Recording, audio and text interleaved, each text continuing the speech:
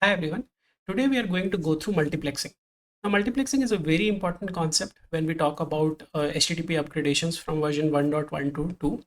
And multiplexing is not only limited to HTTP protocols, but it is a very important feature that is used in the industry while system designing throughout. Okay. So what is multiplexing? Now, multiplexing is basically combining different input data signals into a single composite input data signal that can be shared over a single shared media. Okay, so when we talk about this shared media in HTTP protocol, this shared media is basically a TCP connection. So we'll go over the problem statement first, and we'll see what is multiplexing and how multiplexing solves that problem. Okay, so in the previous video, we saw that in HTTP 1, over a single TCP connection, you can send multiple HTTP requests and get the response on the single TCP connection. Okay, so let's say if your client wants to send a request to the server, basically it will open a TCP connection, and this TCP connection will be used to send multiple requests. So let's say if the client wants to send 3 requests consecutively, that is R1, R2, R3, it can send one after the other. Now the server will send the responses of basically R1, R2, and R3. Okay, now the limitation here was basically the server had to follow the ordering of the request. So let's say if the request 1 comes after request 2, so always the response 1 had to be rendered before response 2. Okay, so it always followed a queue mechanism, that is your FIFO, first in first out. Okay, now why was the HTTP 1.1 designed in such a way?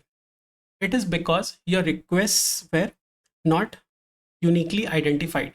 So even if the server, let's say tomorrow, wants to send response of request 2 first, right? If it wants to send this particular response first, the clients will not be able to know that the response it is getting is for a response 2, because response of 1 has not been received yet.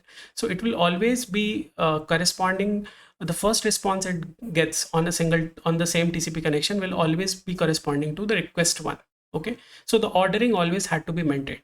Now due to this ordering, there was a head of line blocking. So let's say your response 1 takes the most amount of time to be generated on the server.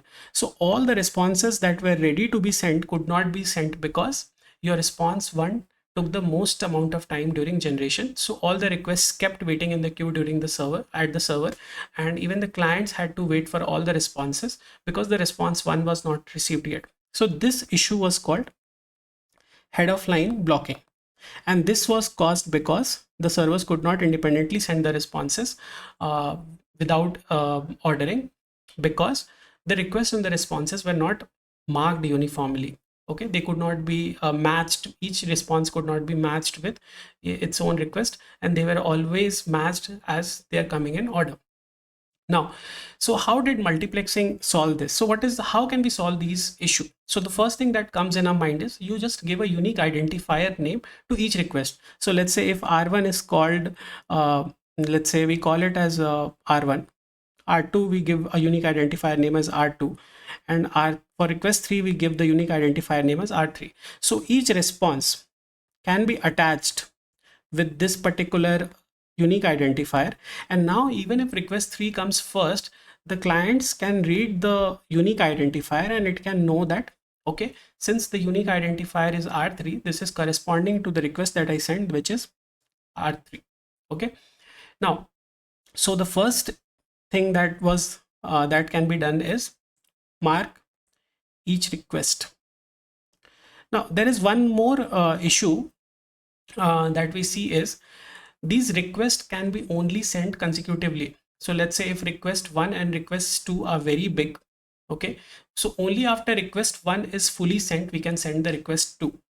Okay, it cannot interleave, it cannot be mixed. So this was one more issue, that partial requests were not allowed to be sent. So how can we achieve this, like as in fix this issue? So basically this issue can be fixed when you break the request into multiple smaller pieces, and these smaller pieces can be sent independently.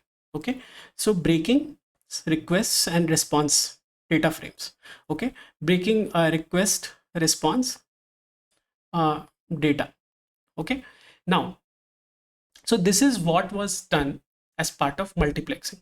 Okay, now, so each request and response was split into smaller data set, which we called frames. Okay, and there were two kind of frames. One was your header frame, which contained the metadata, and the other one was your data frame, which contained the payload. Okay, now the unique identifier that we called, which we proposed here, okay, for each request response is nothing but your stream ID, which we are going to call, we'll call it as streams. So this streams was something that was introduced, which helped in multiplexing. Okay, now we will see how it helped. Okay, we'll see it graphically. So let's say we have this as request request one. Okay, now this request one, when the client wants to send this request to the server, here there's a TCP connection that is open, that is denoted here in yellow box. Okay, now this request was first broken down into multiple smaller data frames. Okay, so one was your header frame, the others were your data frames. So similarly, your request 2 was also broken down into multiple frames. Okay, and these frames were independent and they could be sent on this TCP connection independently. So let's say if request 1, this first data frame was like as in built first, it could be sent, and then let's say this request 2's first data frame was basically ready to be sent, then this could be leaving after the request 1 data frame, and each of these data frames were given a stream ID. Okay, so let's say this request 1 is basically having stream 1, and let's say this request 2 is having stream 3 as your unique identifier. Okay, so here your, if you see, so this is basically your data frame 1 stream 1, this is your data frame 1 stream 2, because it maps sorry, stream 3, because it maps to your unique identifier S3.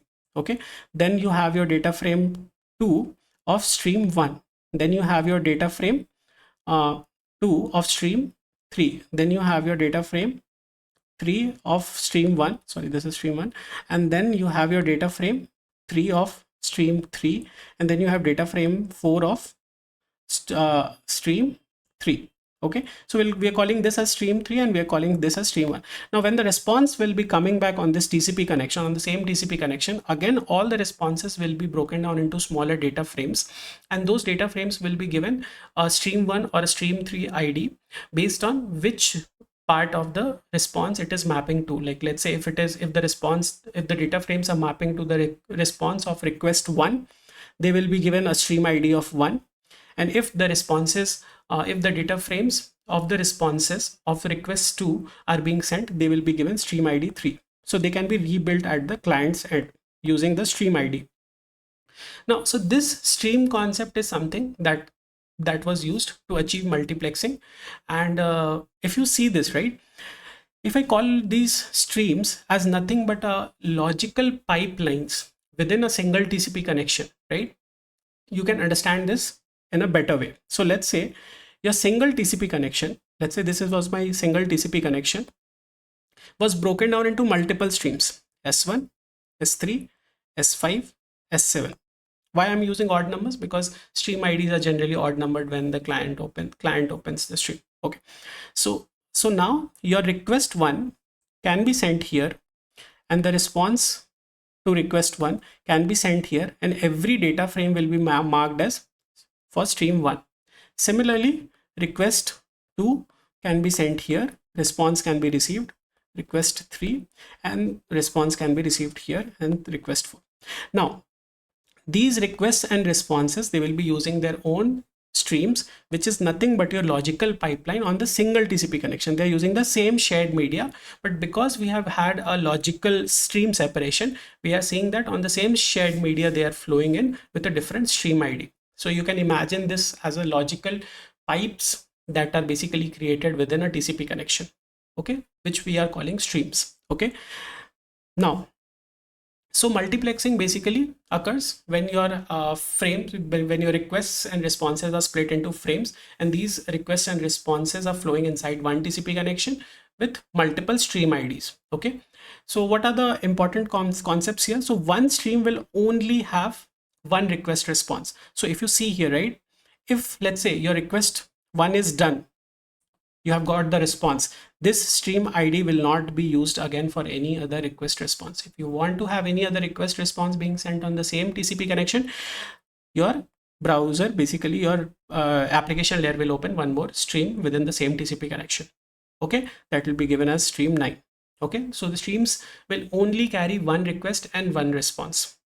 Okay, and the streams will have priorities. So let's say if your stream P is the most important stream, it might happen that many data frames, let's say if all the streams are active and all are actively sending the data, so if your stream 3 is the most prioritized stream, it might happen that more data frames are interleaving the request on the TCP connection via stream 5, because that is the most important stream that has been given as a priority. So each stream will have a priority, and the most prioritized stream will be one where most amount of data frames will be basically interleaving at one given particular moment of time. Okay, now what are the issues that we have with multiplexing? So this concept was called multiplexing. We had streams, we had data frames. Now what is the issue that we see here? So if you see, head of the line blocking was removed. Now we did not have to wait for any particular response to be sent first. All those responses, data frames, could be sent parallelly when it was being sent from the application layer, from the servers. Like response 3 did not have to wait for response 1, and response 2 did not have to wait for response 1. Okay, but there's one issue that we see is, because the HTTP2 will be using your TCP connection, so TCP connection itself maintains ordering. So let's say if your frame, that is D1 S1, is being sent, okay, and D1 S3 is being sent, so the TCP connection will ensure at the transport layer that D1 S1 is always sent first before D1 S3. So at the receiver end, let's say due to some reason D1 S3 is received first, okay, the whole stream will wait for D1 S1, and if this packet is lost, okay, these data frames will have to wait, because this D1 S1 has to be resent from the client's end. Okay, because TCP connection itself maintains ordering, so any data frame that is lost, so all the data frames after that will have to wait, because this data frame has to be replayed. So this introduced basically a head of the line blocking again at the TCP connection. So here, if you see, the request and the responses could leave, will not depend on each other, and could interleave independently. Again, the responses could also interleave independently, but the primary problem was because you are using TCP connection on the transport layer, and TCP connection maintains ordering. So because if any of the data frame is lost, all your consecutive data frames had to wait.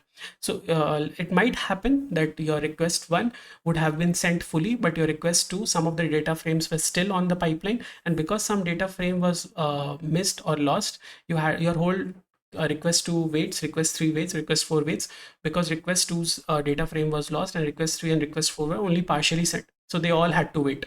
Okay, so this is something which we had, this is one of the issues that we had with TCP layer head of the line blocking with multiplexing on HTTP2.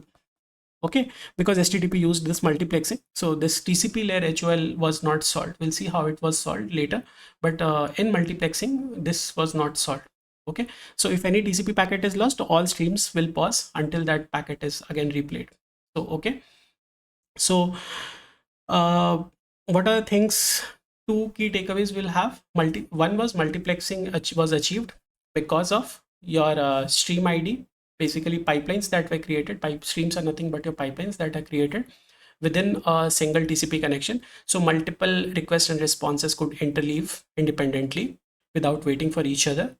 And multiplexing removed the Application layer, head of the line blocking. So request 1 does not wait for request 2 does not wait for request 1, responses 2 do not wait for any response 1, or request 3 does not wait for any like predecessor responses. Okay, but the second point was TCP level head of the line blocking still existed because TCP itself like ensures that ordering is maintained, and because it ensures ordering is maintained, any data frame lost had to be replayed and all the other data frames that were on the pipeline had to wait. Okay, so that's it for this that's it for this video. We'll go over HTTP 2 and HTTP 3 in the next video. Thank you.